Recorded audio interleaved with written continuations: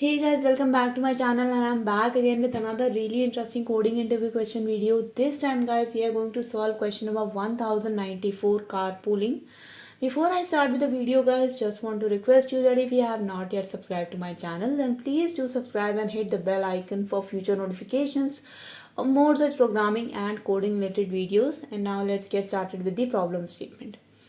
So basically guys, we have got a car and we are given the capacity of the car, which is the number of empty seats, and this vehicle only drives in one direction. Okay, so it cannot drive backwards, it is only driving forwards, and we are given in a sort of an array, okay, a list of lists, as you can see, and this is called as strips.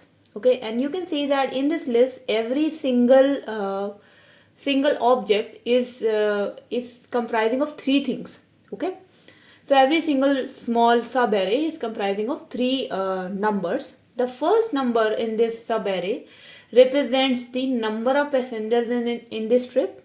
The second number represents from which position this trip is starting from. So for example, in this case the trip starts from number 1 position, and the last thing represents where this trip ends. So it starts at position number 1 and it ends at position number 5. So basically it is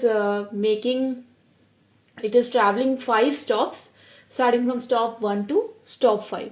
Okay, now there is another trip which is mentioned here, and in this trip the number of passengers which are traveling are 3. It starts from stop number 3 and ends at stop number 7. Okay, so what happens in this car is that according to these trips and according to the starting and the ending position of the trip, the driver takes the car from one place to another, from one trip to another, takes the passengers, and then drop them to their location. What happens is that the car is having a certain capacity, certain number of seats, which is given to us by this capacity. Okay, we have to return true if it's possible for the driver to pick up and drop off all the passengers in all the given trips, given in mind that we have got a certain capacity. So for example, if there is a case that the number of passengers which are waiting for boarding the car is more than the number of passengers the car can actually accommodate, it means that we cannot do that trip.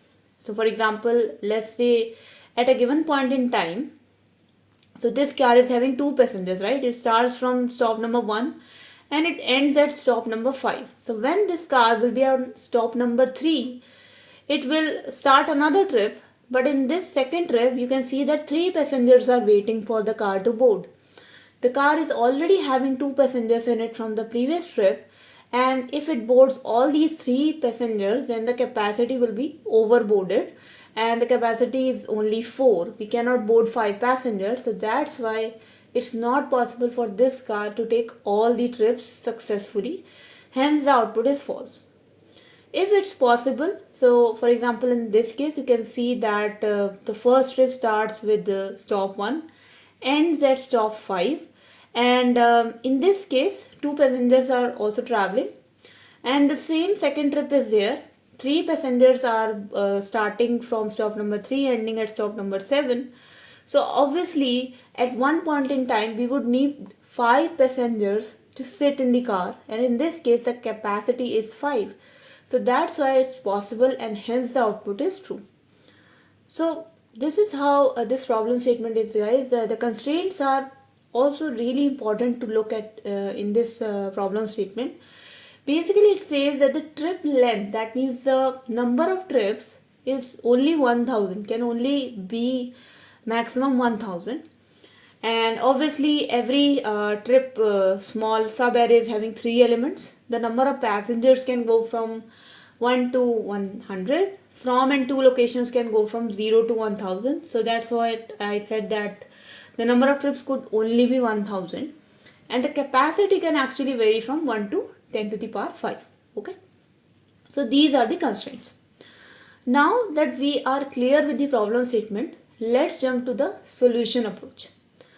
So for this problem statement, guys, basically we have got 2 solution approaches. One is going to be the solution approach, which is the more logical approach, And first we are going to discuss that, and second we will discuss the other approach, which can actually is a sort of a hack, but it can actually work in this problem statement. So the first approach which we are going to use is an approach taking min heap as a data structure. So think of it like this. Our min heap is going to accommodate all the trips, and on the top of the trip is going to be that trip which is having the minimum ending value. That means which is ending the soonest. So this min heap is going to have all the trips sorted trips so that the trip ending earliest is on top. Okay, so we will create a min heap like this. But before even that, the first thing is that we are going to sort all the trips according to their starting position. So actually it should be like this only, that we cannot assume that all these trips are actually given to us in a sorted fashion. But obviously the driver is going to start from the trip which is at the earliest stop first. So it's going to start from stop number 1 and then go to stop number 2 and then to 3. So we can assume that driver is going to go in this direction, but we cannot assume that the trips given to us in this array are automatically sorted by the from value of the trip. So that's why we have to sort the trips first according to their positions. So the first thing is that we sort the trips, then we create a min heap of trips min heap, so that the trip which is ending earliest is on the top of that min heap. Now what we are going to do is really simple. Anyone can guess it, that we are just going to go through all the trips, just traverse the trips, find out if any trip is ending. That means we will just pull it out from our min heap. So in this min heap we'll just pull it out the trip. We'll see if that trip is ending or not. So at every single stop, all the trips which are ending, we will simply deduct their passengers from our currently present passengers, and the newly added trip, its passenger will be added to the currently present passengers. Finally, we will check if the capacity is greater than the given capacity or not. So I'm just gonna write it down for you guys. So for each trip, we will deduct the ending trips at that stop location, and we will add the new trips passengers to the current passengers. So at every single trip we will find out if there are any passengers to be deducted, and for that trip we will simply add its passengers to the current passengers. If the current passengers becomes greater than the capacity, we return false, and once the loop is over we will simply return true. It basically means that the driver can complete the trip. Okay. So now that we are clear with this problem statement and we are clear with the solution, implementing this is really easy, guys. Let's jump to the implementation part. So the first thing is we are going to sort our array. So I'm just going to use Java arrays.sort functionality. I'm just going to pass the trips into it, and then because it's an array of array, so you have to add a custom comparator. So I'm going to add comparator, and in this there is a function called as comparing. Comparator.comparing. Basically I'm going to use a Java lambda, in which for every trip which means this value, I am going to compare the from value for it. So this basically means that all the trips which are starting first will come first, and the trips which are starting later will come next. Okay, so it will sort the trips in their from value from the ascending order. Once we have sorted it, next thing is that we are going to create a min heap, and in Java we use priority queue. So priority queue, and this queue is going to be holding integer arrays. So it's going to be holding this entire trip array. So that's why the generic type is integer array. And then I'm just going to write it as min heap equals to new priority queue. And now again we are going to add a comparator object, but in this case we are going to use comparator.comparing,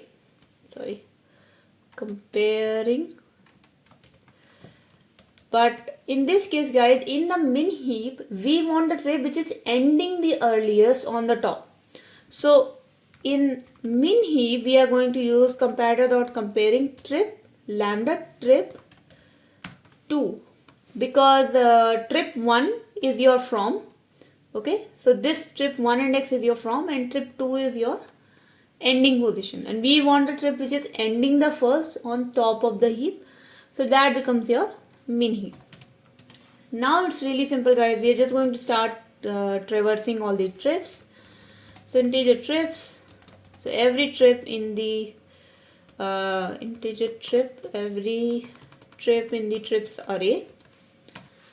So for every single trip we are going to check if there is any value left in our heap, in our min heap, which is ending at this position. So while min heap is not empty, and if this min heap, so whichever is on the top of the min heap, if its ending is lesser than or equal to the current trip ending, current trip's starting. So if let's say the current trip in this case is starting at position number 3, and the previous trip is, let's suppose in this case it's ending at position 5, but if it's ending at position 2, then in this case we will simply pull it out from the heap and we will deduct its passengers. So current passengers, oh I'm so sorry, I didn't create this current passengers object before.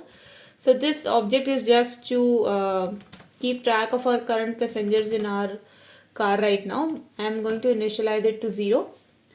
Let's come back to this while loop now. So until the min heap is not empty and the first value of the min heap is having an ending before than the current trip, so that means we can simply minus its passengers.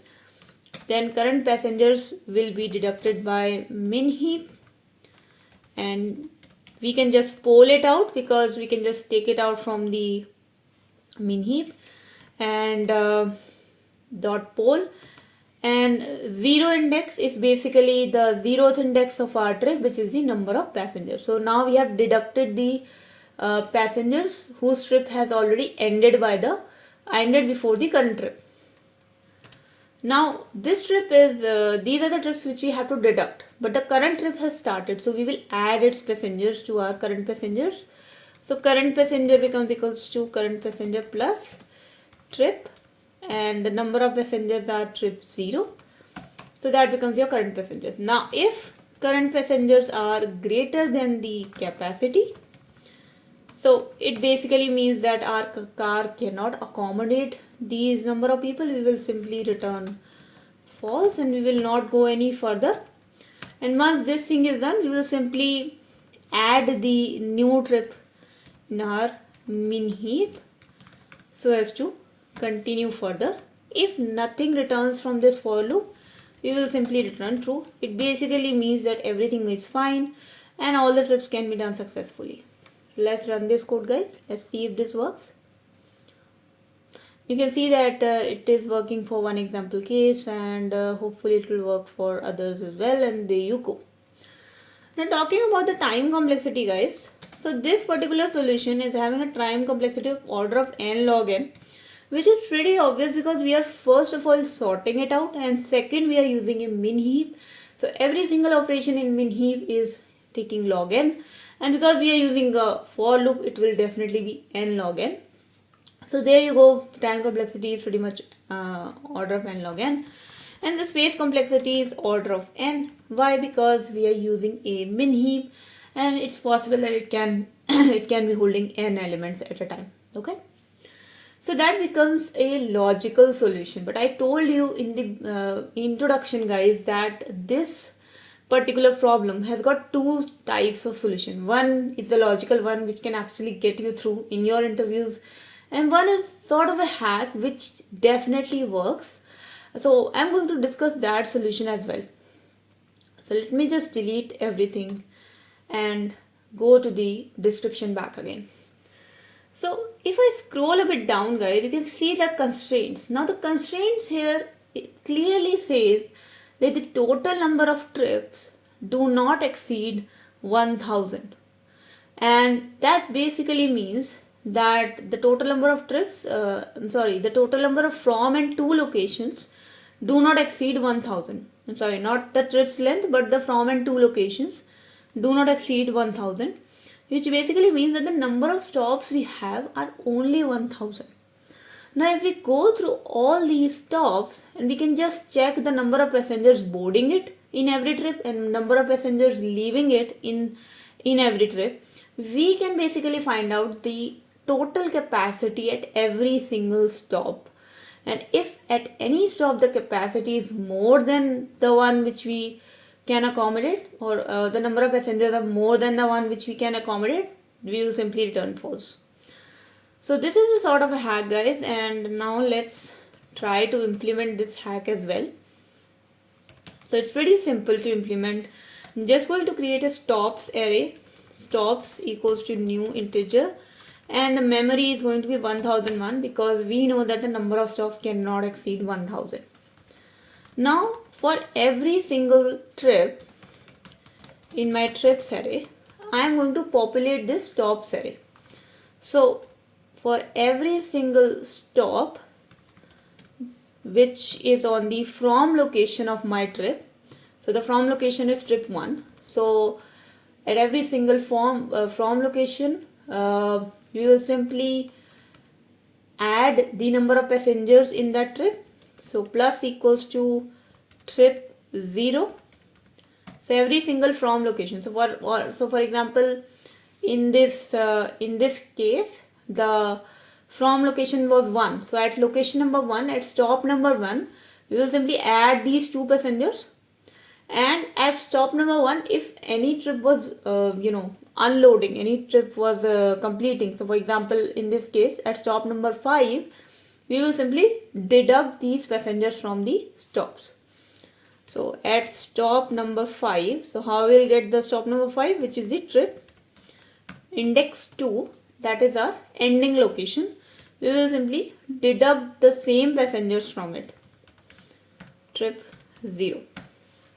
Okay, doesn't matter it goes negative, we will simply add the passengers and we will simply deduct the passengers. Now I'm going to loop through all the stops, stop in stops, and we are just going to check that the total number of passengers in that stop, is it more than the capacity or not. So if the value of the stop is greater than capacity, it means that on that stop the number of passengers which were there is more than the capacity we can accommodate. So we will simply return false because this will not work.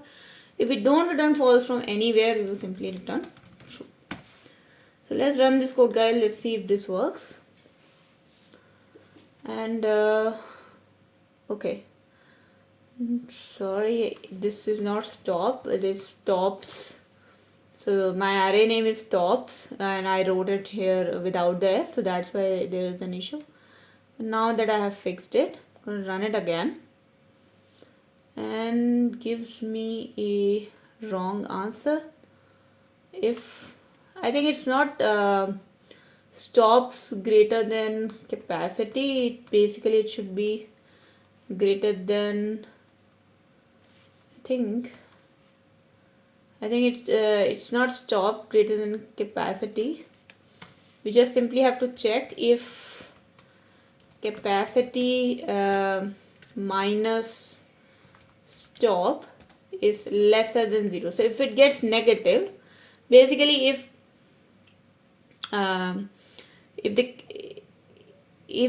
it gets negative, we simply return false.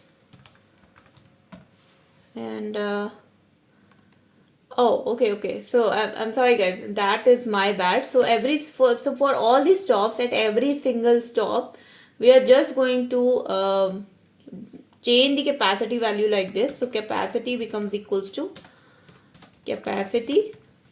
So at every single stop, the positive value means that the total number of passengers are, sitting in the car. So if the capacity is 4 and number of passengers sitting are 2, it means the capacity has reduced. So capacity becomes 2, right? 4 minus 2 is 2. So at every single stop, if the number of passengers are positive, capacity will be reduced. If the number of passengers are negative, the capacity will be, increased. So every single stop, I'm just going to deduct the number of passengers from capacity. So capacity becomes equals to capacity minus stop.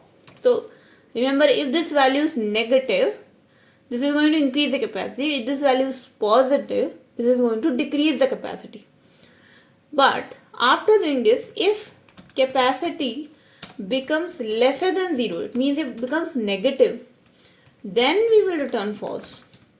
Otherwise, we will return true. So I'm sorry guys, I got a bit confused in earlier, but actually it's like this, that every single stop we will recalculate our capacity and see if it's getting negative or not. So let's run this code guys, let's see if this works. And there you go, now it's accepted, and there you go, it will get accepted for all our cases as well. And yes, now if I talk about the time complexity, so this is pretty much, order of n, because we only ran this for loop and this for loop, which is only for n elements, 1000 elements. So that's why the complexity is this. And space complexity is also order of n because we are using an extra array. So this is definitely better in time than our previous solution. But will it work in every single case if I increase the number of trips from 1000 to 1 million? We don't know. If we increase the number of stops from 1000 1 million, we don't know it will it work that well or not, because we don't know. If we don't know the this constraint, if we don't know this n value, then we won't be able to implement the solution, right? So this will only work if you know the constraints. So that's why it's not the best solution, but it's sort of a hack which works. Okay. But I hope guys all the solutions are clear to you and all the approaches you did like it. If you did guys, then do not forget to like this video and share this video with your friend. If you have any questions, comments, suggestions, feedback for me, please write down in the comment section below. I would be happy to address it, happy to hear it. And if you have not yet subscribed to my channel, then please do subscribe and hit the bell icon for future notifications of more such programming and coding related videos. I'll see you guys in the next video. Until then, take care and bye bye.